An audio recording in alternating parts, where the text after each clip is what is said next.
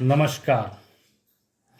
मैं हूँ ज्योतिषाचार्य पंडित पुष्कर तिवारी, नासिक महाराष्ट्र से। प्रॉपर मैं आरा बिहार से हूँ, है ना। तो आज हम चर्चा करेंगे लग्न कुंडली में 12 भाव में क्या क्या होता है, किसे कैसे देखते हैं। तो मैंने एक यहाँ पर जन्म कुंडली लग्न कुंडली बना के रखा है। तो ये लग्न है, ये लग्न मतलब कि फर्स्ट भाव जिसको बोलते हैं लग्न, वो है लग्न ये। तो ये लग्न से क्या देखते हैं, तो सबसे पहले लग्न का मतलब होता है तन। तन को देखते हैं। तन मतलब हो गया अपने आप को, स्वयं को। क्या स्वयं का क्या देखते हैं, तो शरीर को देखते हैं, अपने स्वयं के शरीर को। जिस जातक की जन्म पत्रिका में लग्न जहाँ लिखा रहेगा उसमें इस भाव से हम लोग उसके शरीर को देखेंगे, है ना। और उसके रंग को देखेंगे कि क्या उसका रंग होता है ना। उसकी विवेक कैसा रहेगा उसको देखेंगे, उसकी विनम्रता कैसी रहेगी वो भी देखेंगे, है ना। स्वास्थ्य कैसा रहेगा इस भाव से ही हम देखते हैं। तो क्या क्या देखते हैं, तन, स्वयं का शरीर, रंग, विवेक, विनम्रता, स्वास्थ्य को देखते हैं। तो इस भाव में कुछ भी अंक लिखा हो सकता है, 1 अंक, 2 अंक, 3 अंक से लेकर 12 अंक तक कुछ भी यहाँ पर लिखा रह सकता है। लेकिन उसके लिखे हुए पे नहीं जाते हुए इस भाव से हम किसको जानते हैं, सिर्फ आज इतना ही पढ़ेंगे कि तन भाव, स्वयं शरीर, रंग, विवेक, विनम्रता और स्वास्थ्य को देखेंगे। मतलब जिस व्यक्ति की कुंडली है, जिस भी व्यक्ति की कुंडली रहेगी उस व्यक्ति का शरीर कैसा होगा, मोटा होगा, पतला होगा, है ना। वो उसके शरीर में कोई दोष होंगे, है ना। अगर उसका रंग कैसा होगा, काला होगा, उजला होगा, गोरा होगा, हरा होगा, किस कलर का होगा, इस भाव से हम लोग देखेंगे। अब हम लोग ये जिसको बोलते हैं दूसरा भाव, इसको मैंने एक लिख दिया, मैंने फर्स्ट हाउस, है ना। 1 हाउस ये है और ये जो है सेकंड हाउस है, ये हाउस हम बोलेंगे इसको, है ना। तो सेकंड हाउस से हम लोग प्राथमिक शिक्षा को देखते हैं। प्राथमिक शिक्षा, है ना, माने किसी व्यक्ति की जो स्टार्टिंग की जो शिक्षा होती है उसको इस भाव से देखते हैं। इस भाव को धन भाव भी कहते हैं। माने धन भाव मतलब धन संचय का भाव है, ये धन संचय, है ना। इसमें हम कुटुंब को देखते हैं। कुटुंब मतलब परिवार। किसी व्यक्ति की विवाह होगी नहीं होगी, है ना, तो उसका कुटुंब बनेगा नहीं बनेगा, तो इस भाव से देखते हैं। उसके परिवार जन को इस भाव से देखते हैं। किसको देखते हैं, परिवार जन को। अच्छा, उसके अलावा इस भाव से हम उसकी भाषा को समझेंगे। भाषा मतलब उसकी वाणी को, कि वो कैसा बकता है, कहीं कठोर तो नहीं बोलता है। उसके मेडिकल के इसको हम बाद में देखेंगे, लेकिन इससे हम बोलेंगे कि प्राथमिक शिक्षा, धन संचय, कुटुंब, परिवारजन, भाषा, वाणी को ही हम इस स्थान से देखेंगे। हाँ, हम बोल सकते हैं कि स्वाद जो होता है, स्वाद, हमें किस चीज़ का स्वाद कैसा पसंद रहेगा उसको भी इस भाव से हम लोग देखते हैं। अब हम बात करेंगे थर्ड हाउस, इसको बोलते हैं थर्ड हाउस। थर्ड हाउस का मतलब क्या होता है, थर्ड हाउस क्या होता है, छोटा भाई बोलता है ना। छोटा भाई का स्थान है, भ्रात, है ना। छोटा भाई को इस स्थान से देखते हैं। साहस को इस स्थान से देखते हैं। पराक्रम को इस स्थान से देखते हैं। तो छोटा भाई, साहस, पराक्रम, ऊर्जा, एनर्जी की बात करेंगे तो ऊर्जा को भी इस भाव से हम देखेंगे, है ना। मित्र जो होते हैं, मित्रगण, मित्र मंडली, है ना, तो इसको इस भाव से देखते हैं, मित्र को। उसके अलावा किसी की जो लिखावट होती है, राइटिंग, इस भाव से देखेंगे, है ना। उसके अलावा किसी की बातचीत जो होती है, मतलब संचार, कम्युनिकेशन, है ना, कम्युनिकेशन को इस भाव से हम लोग देखते हैं। मतलब इस भाव को हम ऊर्जा, छोटा भाई, साहस, पराक्रम, राइटिंग, है ना, संचार और मित्र को देखते हैं तीसरे हाउस से। अब हम बात करेंगे फोर्थ हाउस की, है ना। फोर्थ हाउस जो है फोर्थ हाउस की बात करेंगे तो फोर्थ स्थान जो है सुख का स्थान है ना। सुख के साथ माता का स्थान है, ये माँ का, है ना, जिसकी जो माँ है उसका स्थान है। उसके अलावा हम बात कर सकते हैं कि उसकी मकान कैसा रहेगा, क्या रहेगा, उसको हम देख सकते हैं यहाँ से। वाहन को भी देख सकते हैं, वाहन जायदाद, है ना, तो इसको हम लोग देख सकते हैं। मतलब ये अगर हम इसको बात करें फोर्थ हाउस को, तो मकान, वाहन, जायदाद की बात हम इसलिए कह रहे हैं। तो किस टाइप का वाहन मतलब मूविंग प्रॉपर्टी। तो मूविंग प्रॉपर्टी जो होते हैं जिसको हम बेच सकते हैं आगे चल के, तो उसको इस भाव से ज़्यादातर देखेंगे। ऐसे प्रॉपर्टी को हम इस भाव से जरूर देखते हैं, मकान, जायदाद, सुख, माता, वाहन। ठीक है। उसके बाद हम बात करेंगे फिफ्थ हाउस की। फिफ्थ हाउस की अगर हम बात करें तो इसको बोलते हैं शिक्षा का भाव, है ना। शिक्षा, पुत्र का भाव, पुत्र रत्न, पुत्री रत्न की प्राप्ति, है ना, ये शिक्षा, पुत्र, पुत्री, है ना। उसके अलावा कौशल, उसकी कैसी कौशल रहेगी, है ना, उसको देखते हैं। प्रेम प्रसंग भी इसी भाव से देखा जाता है, प्रेम प्रसंग, है ना। अचानक किसी धन का लाभ होना, अचानक धन लाभ होना, है ना, तो अचानक धन लाभ जो है इस भाव से ही देखेंगे। उसके अलावा ननिहाल को भी इसी भाव से देखते हैं, है ननिहाल को।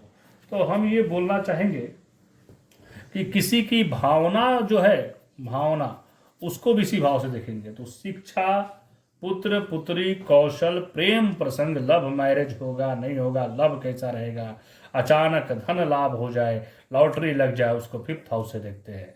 नानी के घर भावना, किसी के भावना को इस भाव से देखते हैं।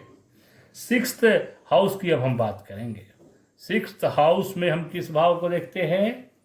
तो सिक्स्थ हाउस से हम लोग सबसे पहले, जैसे तीसरे भाव में हम लोग मित्र को देख रहे थे, यहाँ पर शत्रु को देखते हैं। तो सिक्स्थ हाउस में शत्रु को देखेंगे, रोग को देखेंगे, है ना, और लोन जो लेते हैं ऋण, उसको देखेंगे। उसके अलावा हम बोलेंगे मतलब ऋण मतलब लोन, कर्ज, उसको देखते हैं। दुर्घटना को देखते हैं, एक्सीडेंट कोई होता है ना, तो उसको देखते हैं। और मामा को भी इसी भाव से देखते हैं, अपने मामा जो होते हैं उसको इस भाव से देखेंगे। और उसके अलावा हम बोलेंगे कोई अगर उधार लेता है तो उधारी उसकी कैसी रहेगी, देनदारी कैसी रहेगी, उसको इस भाव से देखेंगे। कोई स्टूडेंट अगर किसी कंपटीशन में बैठ रहा है तो कंपटीशन को भी इसी भाव से हम लोग देखते हैं। अब हम बात करेंगे सेवेंथ हाउस की। तो सेवेंथ हाउस होता है भार्या। भार्या मतलब पत्नी, पत्नी का स्थान, वाइफ का स्थान, स्पाउस का स्थान मतलब पति भी, पति पत्नी, ये इसका स्थान होता है। जीवन साथी हम बोल सकते हैं कि जीवन साथी का यह स्थान होता है। हम बोलेंगे समाज में प्रतिष्ठा जो होती है, समाज में किसकी कैसी प्रतिष्ठा रहेगी, उसको भी इस भाव से देखते हैं। पार्टनरशिप में कोई व्यापार कैसा रहेगा, पार्टनरशिप को इसी भाव से देखेंगे।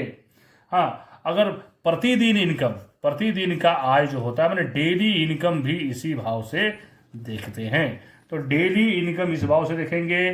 किसी व्यक्ति का विवाह जो है किस कैसी स्त्री से हो गया, उसकी स्त्री का रंग, रूप, हाइट, सब सप्तम हाउस से देखेंगे, है ना। अच्छा, उसके अलावा मेडिकल एस्ट्रोलॉजी की मैं बात यहाँ नहीं कर रहा हूँ, लेकिन जिससे जो रिलेटेड रहता है उसी से मेडिकल मान सकते हैं। जैसे अगर पत्नी के कोई बीमारी की बात आएगी तो सप्तम से हम देख सकते हैं। तो भार्या, पार्टनरशिप बोलेंगे, प्रतिष्ठा को बोलेंगे, डेली इनकम को बोलेंगे, है ना। अब हम लोग एट्थ हाउस की बात करेंगे। तो एट्थ हाउस में हम लोग क्या देखते हैं? एट्थ हाउस मृत्यु का स्थान है ना। तो ये मृत्यु को देखते हैं, किसकी कितनी आयु है, उम्र कितनी है, उसको देखते हैं, है ना। तो हम लोग मृत्यु को देखेंगे, आयु को देखेंगे। कोई व्यक्ति गहरी खोज कर रहा है, कुछ डिस्कवरी करने के पीछे लगा रहता है तो उसको भी इस भाव से देखेंगे। कोई बहुत दिनों तक चलने वाली बीमारी है, दिनों तक चलने वाली बीमारी को भी इसी से देखेंगे, बहुत दिनों तक, माने हम बोल सकते हैं कि लंबी बीमारी है ना, या किसी का ऑपरेशन जो होता है उसको भी इसी भाव से देखते हैं, है ना। ससुराल पक्ष है, ससुराल पक्ष को भी इसी भाव से देखेंगे। मृत्यु तुल्य अगर किसी को कष्ट होती है, मृत्यु तुल्य कष्ट, है ना, मृत्यु तुल्य कष्ट जो है इसी से देखते हैं, है ना। मतलब दुर्घटना 6th हाउस में हुआ लेकिन कष्ट कहाँ पर होगा, 8th हाउस में देखेंगे उसको, है ना। अब हम 9th हाउस को बात करेंगे। तो 9th हाउस में हम भाग्य को देखते हैं। भाग्य माने कौन कैसा लकी रहेगा, कैसा रहेगा, उसका भाग्यशाली रहेगा, भाग्यहीन रहेगा, अति भाग्यशाली रहेगा, उसको यहां से देखते हैं, तो है ना। तो ये इसको हम लोग धर्म का भाव भी बोलते हैं कि धर्म कैसा करेगा वो व्यक्ति, धर्म में रुचि कैसी रहेगी, उसको हम लोग देखते हैं। हम लोग कुछ लोग यहाँ से पिता को भी देखते हैं, लेकिन मैं इसको पिता के स्थान से नहीं देखता हूँ, क्योंकि मैंने डॉक्टर नेमिचंद्र शास्त्री का पुस्तक जो पढ़ा है उसके अनुसार 10वें स्थान को पिता को माना जाता है, 10वां स्थान। और इसमें जो है बहुत लोग जो है नॉर्थ भारत में जो है, उत्तर भारत में इसको जो है पिता का स्थान भी बोलते हैं। तो हम इसको धर्म का भाव बोलेंगे, भाग्य का भाव बोलेंगे। हाँ, किसी का विदेश यात्रा, विदेश का यात्रा भी यहाँ से देखेंगे, मतलब कोई यात्रा करने गया विदेश में फंस गया, है ना, या वहाँ के गवर्नमेंट पकड़ लिया या कुछ हो गया तो वो यहाँ से होता है। ये 9वें स्थान को हमको देखना पड़ेगा। अच्छा, छोटा साला साली, है ना, साला साली, वो भी कौन सा, छोटा, स्मॉल वाला, है ना, तो उसको भी अपने साला साली, brother in law, sister in law, small, उसको यहां से देखते हैं। हमने बताया था कि 2nd हाउस से प्राथमिक शिक्षा को देखते हैं और यहां से हम लोग उच्च शिक्षा को देखते हैं, है ना। अच्छा, और ये 5th हाउस से हम लोग जो जनरल जो शिक्षा होती है, प्राथमिक शिक्षा और उच्च शिक्षा के बीच में माध्यमिक शिक्षा बोल सकते हैं हम, है ना, इसको हम लोग माध्यमिक शिक्षा बोल सकते हैं, तो उसको हम लोग 5th हाउस से देखते हैं। तो ये शिक्षा को भी 3 हाउस से देखते हैं, प्राथमिक शिक्षा, माध्यमिक शिक्षा और उच्च शिक्षा। तो ये बातें हैं। अब हम लोग 10th हाउस की बात करेंगे। 10th हाउस से हम लोग आदमी का कर्म क्षेत्र बोलते हैं, पिता का स्थान बोलते हैं। तो पिता को हम यहां से देखते हैं, कैसा काम करेगा व्यक्ति, उसको हम यहां से देखते हैं, कर्म कैसा करेगा, है ना। हम बोलेंगे कि कोई अगर प्रोजेक्ट कर रहा है, प्रोजेक्ट, किसी का कोई प्रोजेक्ट है या व्यापार है, तो हम उसको भी यहां से ही देखेंगे 10वें भाव से। तो कर्म को पिता से प्यार रहेगा, पिता का सपोर्ट रहेगा, पिता को पालक सपोर्ट करेगा नहीं करेगा, ये सब इस भाव से ही हम लोग देखते हैं। अब हम बात करेंगे 11th हाउस की, है ना। तो 11th हाउस में हम लोग किसको देखते हैं, 11th हाउस को हम लोग बोलते हैं लक्ष्मी स्थान, मतलब आमदनी का स्थान। किसका स्थान, आमदनी, आमदनी को देखेंगे, है ना। यहां से हम बोलेंगे किसी की इच्छा पूर्ति जो होती है, इच्छा पूर्ति, जैसे मान लीजिए कि हम करोड़पति बनेंगे कि नहीं बनेंगे, ये हमारी इच्छा है, हमारी शादी इससे होगी कि नहीं होगी, तो हमारी इच्छा है। तो हर भाव में 11th हाउस को हमको देखना है। जहां इच्छा की बात आएगी तो इच्छा पूर्ति भी यहां से देखेंगे। उसके अलावा हम ये बोलेंगे कि जो कर्म करते हैं, कर्म से जो लाभ होगा, कर्म लाभ बोलेंगे, तो वो भी इसी स्थान से देखेंगे। अब देखिए, छोटी मोटी बीमारी का घर है ये, छोटी मोटी बीमारी, छोटी बीमारी को भी इसी घर से देखेंगे। अच्छा, हमने यहाँ बताया था छोटा भाई बहन, यहाँ हम बोलेंगे बड़े भाई बहन, बड़े भाई बहन। तो हम छोटे भाई बहन को 3rd हाउस से और बड़े भाई बहन को 11th हाउस से देखते हैं। उसके अलावा हम इसमें हम बोल सकते हैं अपनी बहू को भी देखते हैं, हमारी बहू कैसी रहेगी, है ना। तो इस भाव से ही देखते हैं, मैंने लक्ष्मी, आमदनी स्थान, इच्छा पूर्ति, कोई इच्छा मन में है तो उसको 11th हाउस से ही हम देखेंगे, है ना। उसके अलावा कर्म से क्या लाभ होगा, छोटी बीमारी, छोटी मोटी बीमारी होती है ना, उसको 11th हाउस से देखते हैं। आमदनी पे प्रभाव पड़ रहा है तो 11th हाउस को देखेंगे। मतलब कि 11th हाउस इच्छा पूर्ति का भाव होने की वजह से सबसे सटीक होगा। किसी की विवाह होगी कि नहीं होगी, तो विवाह के लिए हम 7th हाउस के साथ कुटुंब बनने के लिए 2nd हाउस को देखेंगे और 11th हाउस को भी देखेंगे। किसी की शिक्षा कैसी रहेगी माध्यमिक, तो माध्यमिक शिक्षा कैसी रहेगी, तो 5th हाउस को तो हमको देखना ही देखना है, लेकिन साथ में 11th हाउस को भी देखना है, क्योंकि उसकी जो इच्छा है, किसी ने प्रश्न कुंडली में 11th हाउस को देखना बहुत जरूरी होता है प्रश्न लगने में। अब हम बात करेंगे 12 हाउस की। तो 12 हाउस में किसको देखते हैं हम लोग, तो इसको बोलेंगे व्यय भाव। क्या बोलते हैं, व्यय। व्यय मतलब खर्च का भाव है ये। जातक कितना खर्च करेगा, है ना, पैसा उसके पास टिकेगा नहीं टिकेगा, उसको देखेंगे इस भाव से।